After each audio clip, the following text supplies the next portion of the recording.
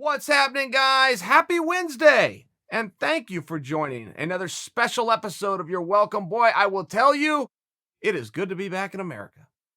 I was in London for a week, got done in New York, and the whole rest of the crew flew home. Jay Glazer, by example, flew home back to LA. Stayed there for 3 or 4 days, came out to London. I had the family with me, and I just couldn't figure out how to do it logistically. Do I just go to London and I tell my wife, hey, you got to figure this out with the 2 kids and, you'll be fine. And your plane leaves for Portland in an hour. How do I do that? So we all just packed up, went over to London, had a great time. And we had about 5 days to be tourists because I was there to call the Bellator event. That show wasn't until Saturday. I'm in London on Monday and I was the only one there. The whole rest of the crew went home. Jay Glazer, by example, flew home from New York back to California, stayed there 3 or 4 or 5 days, caught a plane, went out to London. For me, living in Portland, it's not that easy. I imagine Jay had a direct flight, by example, coming out of LAX. It's not like that for me. It would have, there'd be a whole big thing involved. Or I could just be in New York, jump across the ocean, land in London. So I had about 5 days to be a tourist. And I saw it all. I must tell you guys, of all the things you'll ever hear you need to do when you're in the UK, the London Eye, I will put that at the absolute top of the list. And it's basically a huge Ferris wheel. Now, it is far more advanced. It is far more expensive. It is far more dramatic and beautiful, safe for that matter, than any Ferris wheel you may be able to relate to. Thinking of like a county fair or the state fair or a theme park or something like that. But it's basically a Ferris wheel. It just goes around. You get in it. It never stops moving. That includes when you go to get on it. You get on it as it's in motion. The doors open up, boom. Your group piles in, doors shut. 30 minutes later, it comes back down, doors open. You got about 20 feet, anywhere in that 20 feet to jump off, or you're going to be too high to do it.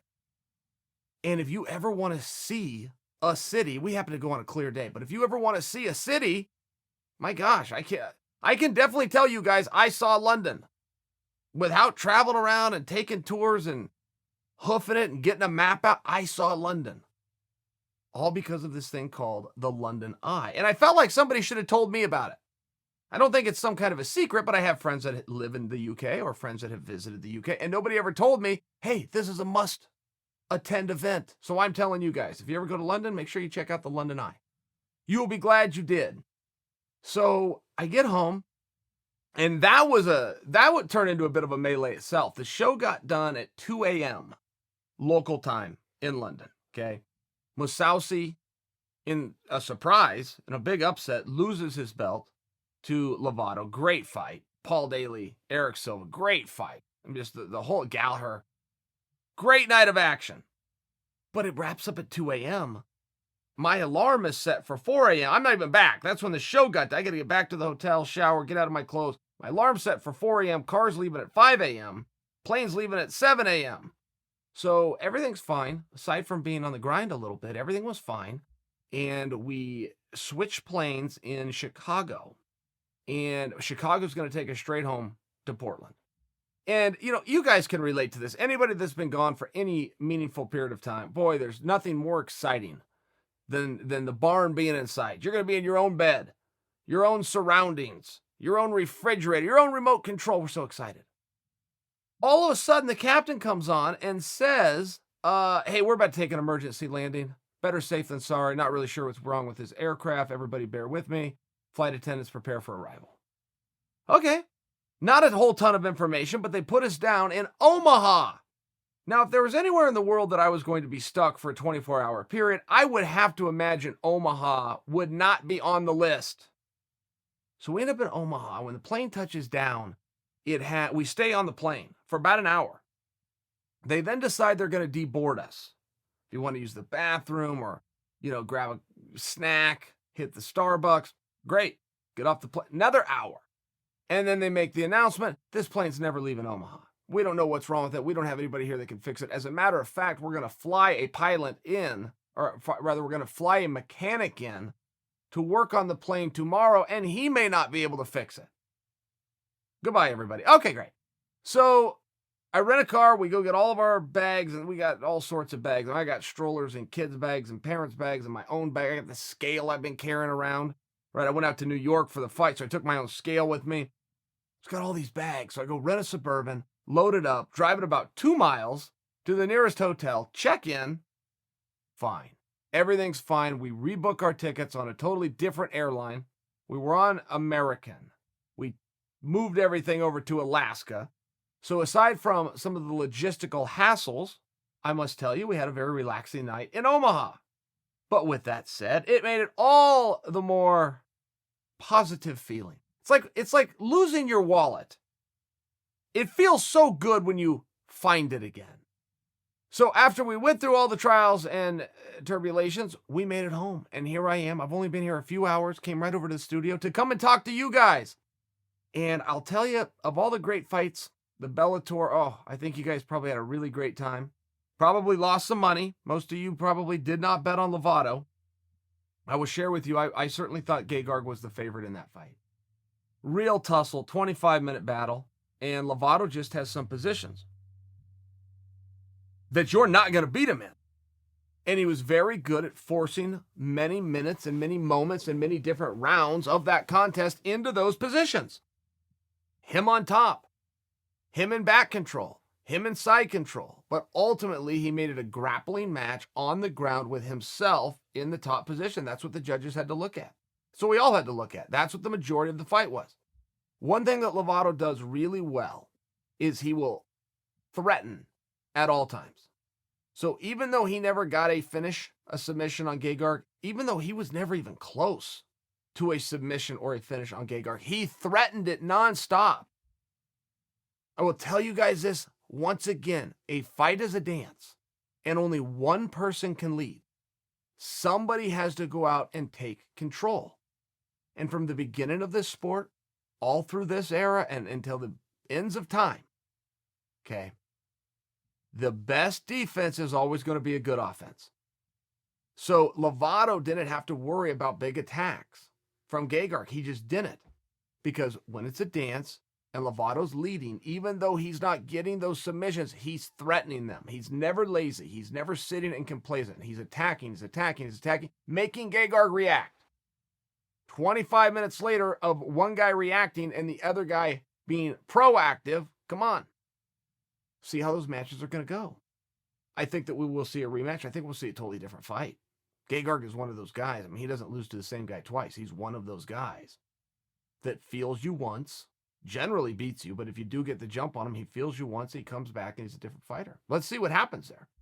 But I do think that a rematch, even an immediate rematch, might be a very good guess as to where they're going to go with that division. In other news, the same night, Paulie Malignaggi goes out and boxes Artem Lobov. This fight, I had many different feelings on this fight. Going into this contest, right? Artem is such a tough guy. He's such a courageous guy. He gets teased often for his record, which is basically 500. He's like 15-15 all in, somewhere right in there. But if you go and look at who he fought, and you go and look at the fights themselves, they were all competitive. They were all super hard fights, and he was in them. And a lot of times he was coming out with the silver medal, but he was in them. So it was always really tough to know how good is Artem. Just how good is he? I mean, when he's in there fighting former world champions, he's losing, but boy, he's competing well. Where exactly would he rank? Where do his skills lie if he was to have a more normal schedule? A number 15 guy here or there, a number 12 guy every now and again, a number 7 guy, number 6 and 5 and 4. Sure, you're going to have some of those, but then you slide him back to a number 8 guy. Who knows? How the hell good is he? Who knows? Pretty good. Very tough. But he's going to go box a former 2-time world boxing champion in boxing.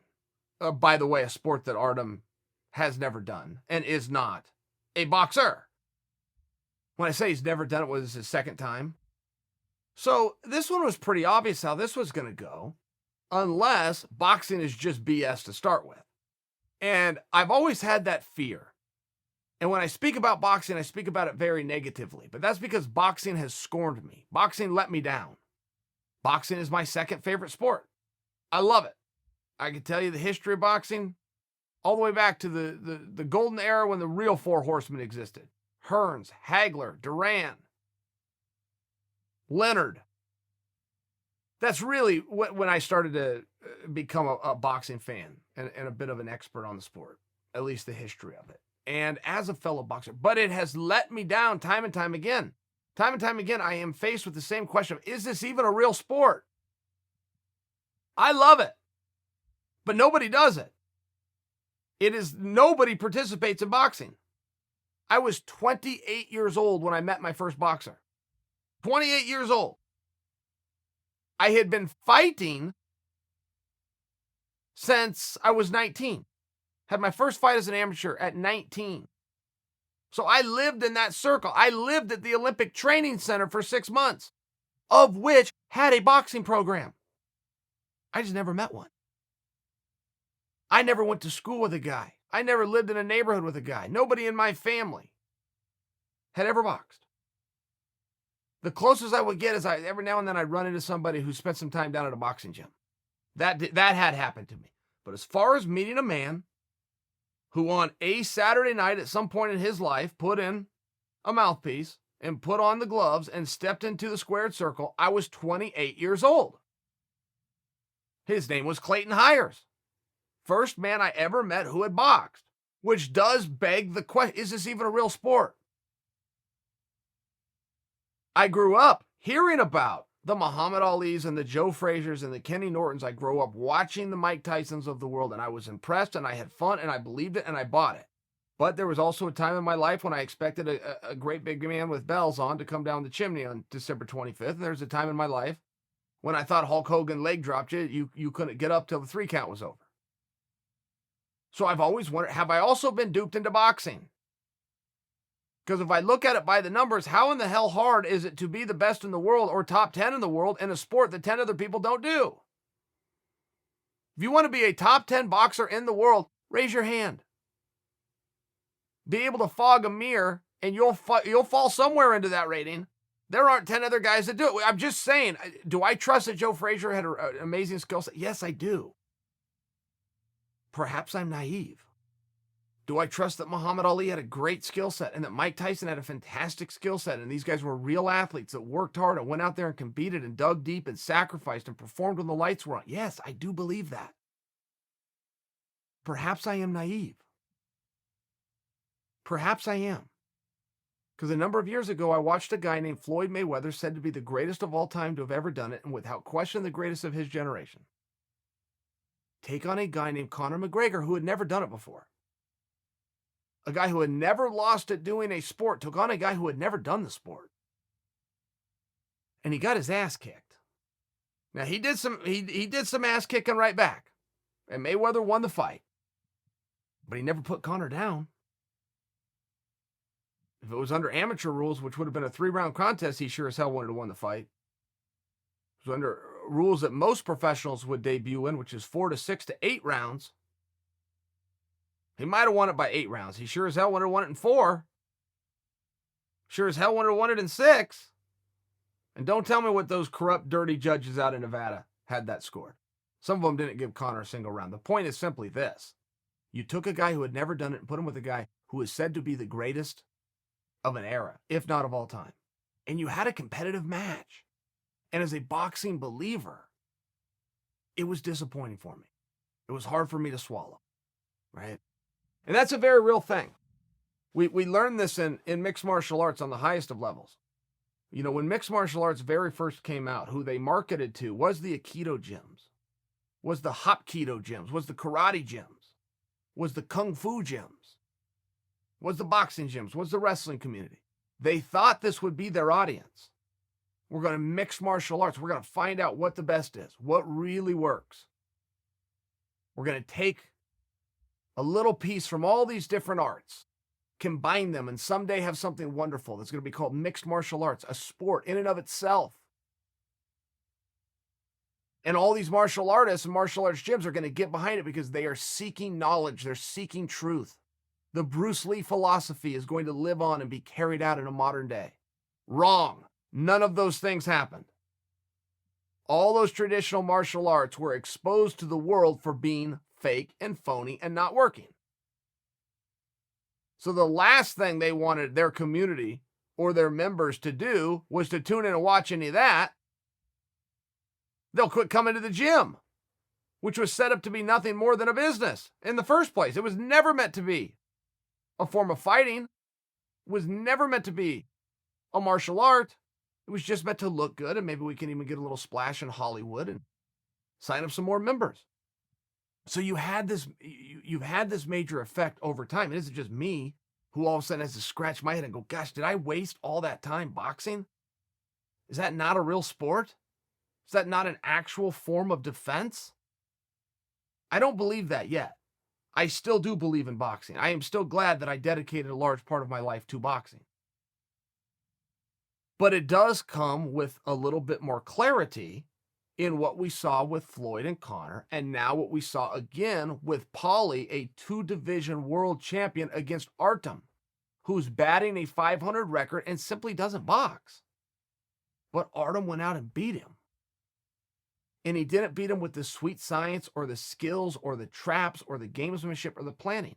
He beat him with old-fashioned toughness and hard work and grit. And he followed the basic rule. Name of the game. I hit you, you don't hit me. You hit me, I hit you 2 to 3 times back. I answer for everything. I'm tough, I'm gritty, I stay in here. I come forward. Great. That's wonderful. That is wonderful for Artem. That is terrible news for boxing. What happened to the footwork? I always have to hear about footwork. I've never known what it means. Every now and then you get a guy, you guys know what footwork means? It means how your feet move. Every now and then you get a guy that can follow the only rule in boxing that matters, which is I touch you and you don't touch me. And every now and then he can do that while moving his feet a whole bunch. A Lomachenko, a Sugar Ray Leonard, these guys come along once, 10 years separated, a couple of times in a lifetime, once a generation. And then all the boxing people go, that's what you got to do. That's what everybody has to do. What? Coach, that's not what very many guys do. It's not what Tyson Fury does. To offer you one example. It's not what the Klitschko boys did. They came out, I hit you, you don't hit me. They weren't moving their feet left and right, lateral movement, in and out. Lots of fakes. They weren't doing any of that stuff. They're coming over, they're looking at a target in front of them, they're touching that target and making sure that target doesn't touch them back. That's what's happening. And it is very disappointing to the highest of level as a guy who believes in boxing to watch a 2-time world champion in boxing lose to a guy who doesn't do the sport. And I don't have a final opinion on this. I would just like somebody to help explain to me as I'm attempting to explain back to you, why does this keep happening? How does this happen? I can tell you as a wrestler, that has happened a grand total of never and never would. You would never find a world champion from the sport of wrestling, bring in a guy, anybody, no matter how good of an athlete he was, what success he had, how strong he was, how quick, you pick anybody you want. Bring them to a former champion, world champion in wrestling. It will never happen the way where the other guy gets the jump on the wrestler. It won't happen. Period. Wrestling doesn't get viewed as a sweet science. We don't talk about footwork and jabs and we don't overthink wrestling. Somebody just blow the whistle, follow the rules. And we'll look up in 3 rounds and one guy will have more points than the other. And it sure as hell isn't going to be a guy coming in on a one-off. No matter how good of an athlete he is. A real sport will not succumb to a great athlete. To a guy that was tough. It just won't. It just won't. You won't see it in basketball either. You won't see it in hockey or tennis. You won't see it in some of these real sports. And it makes me greatly question boxing from an extreme disappointment standpoint. I am so disappointed. I am stunned at what I saw, and I am so disappointed. It used to be a silly thing when guys like Jose Aldo would say, well, I'm almost done with MMA, but then I'm going to go into boxing. Oh, geez, Jose, you'll get killed. Not so fast. How far would he go? Pretty far. I'd be very curious. It completely changes the conversation of a guy like Stipe Miocic. How far could he go? With a Deontay Wilder, with a Anthony Joshua, names that you would recognize. How far could he go? Cain Velasquez, another guy comes to mind. Great hands for MMA. Great chin, great endurance. How far could he go? I'd have said he shouldn't even leave the locker room. He shouldn't even sign the contract. He shouldn't even be issued a license. That's what I would have said prior to seeing Conor push the greatest that sport's ever produced to his absolute brink for over 30 minutes. Regardless of the robbery the judges were getting ready to do to him. I saw the fight and so did you. Conor never went down. Then Artem goes out and takes out Paulie. Shocking. Many people think that boxing is not contested in the junior highs and the high schools because it's a violent sport. They're wrong. That's not what the administrative departments say. That's not what the athletic departments or the principals say, or the boosters clubs or anybody else. They say we're not going to contest boxing because boxing isn't real. It lacks a competitive architecture. The only reputable organization on the face of the planet that can test boxing and recognize it as a real sport is the International Olympic Committee. And thank goodness, I don't want anything to happen to boxing. That's not what this is. That's not what this message is. For some reason, that sport doesn't work. And I don't know what that is. It would seem to me if a guy spent a lifetime in boxing, one element, one arm, that he'd be able to whip a guy that didn't. And you've had a lot of people, and these people are silly. They just happen to get it right. You've had a lot of people say, yeah, but Conor boxes all the time. That's part of MMA. Paulie boxes all the time. That's part of MMA. That was always their argument. That is so ridiculous. Turned out to be right. But the people that said that don't get a pat on the back for being a genius. Even a broken clock is right twice a day. They just happen to be right. I can tell you it would not work in any other element. Conor and Artem and everybody, they wrestle too. Believe me, they better not show up at the Olympic trials in wrestling thinking they're going to have a good competitive match. They're not. There is no other arm of MMA. Couldn't just show up to the judo trials. You couldn't just show up to the taekwondo trials. Couldn't just show up to an open karate tournament. There is no other arm that translates over except for boxing. And I don't know why. Unless all of the junior highs and all of the high schools and the NCAA itself are correct that boxing just isn't a real sport. So Luke Thomas came out and roughed me up a couple of days ago. And I didn't hear what he said. I will. But I got a recap from a couple of people. Said, hey, Luke was pretty hard on you. And I don't really want to back and forth with Luke. I would just share this with you. Luke had commented on my career. I commented on Luke's comments. Now, apparently, Luke has come out and taken a little further if the information that I've been given is correct. It came at me pretty hard. My comment or my rebuttal to Luke's rebuttal of my rebuttal of his initial statement would simply be, hey, Luke, I think maybe you did the same thing that I did. I have not heard what you said on Monday. But I'm thinking you must not have heard what I said last week. Though I used Luke Thomas's name, and though I was a little fired up and had that look in my eye, and I had that tone coming out of my voice, I never said one bad thing about Luke. Not one. Not even kind of maybe. I did spend some moments shining up my own wheels. That's true. I was a little bit brash and a little bit arrogant in my own memory of my own career. That's true. But I didn't say anything about Luke whatsoever. I used his name. He was the one that had given me the idea. I had to credit the guy where I got the idea from. I was giving a response to Luke. I mean, in the world of media, you can't be called plagiarism if I didn't credit to Luke. But I didn't say anything about Luke. I only offer that because it's relevant. And if we're talking about what happened and only what happened and not putting opinions in there, it would be relevant. And I think that maybe Luke is guilty of the same thing I am, which is he didn't actually listen to the piece. I have a feeling he was told by people over social media, hey, Chael just buried you. Chael just came after you. Chael just destroyed you. None of those things happened. You guys listened. You guys would have watched it on YouTube. Am I mistelling that? I don't recall insulting Luke ever, not once, personally or professionally. Still not gonna right now. Just taking a guess. My guess is that he didn't actually see what I said. I used his name in reference as a jumping off point. Patted myself on the back a few times. But I didn't put anybody down. I think in this case, possibly, Luke owes me an apology. By the way, in other news, Luke had apparently retired.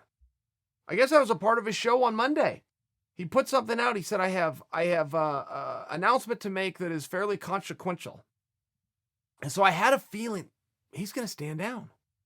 Because if it was a fight announcement, right, if he was sitting on some golden tick, Conor McGregor's next opponent, and here it, you just can't wait on those. Like, you couldn't use that as a tease. Because you're going to have the Brett Okamotos and the Ariel Helwanis and the Josh Grosses of the world.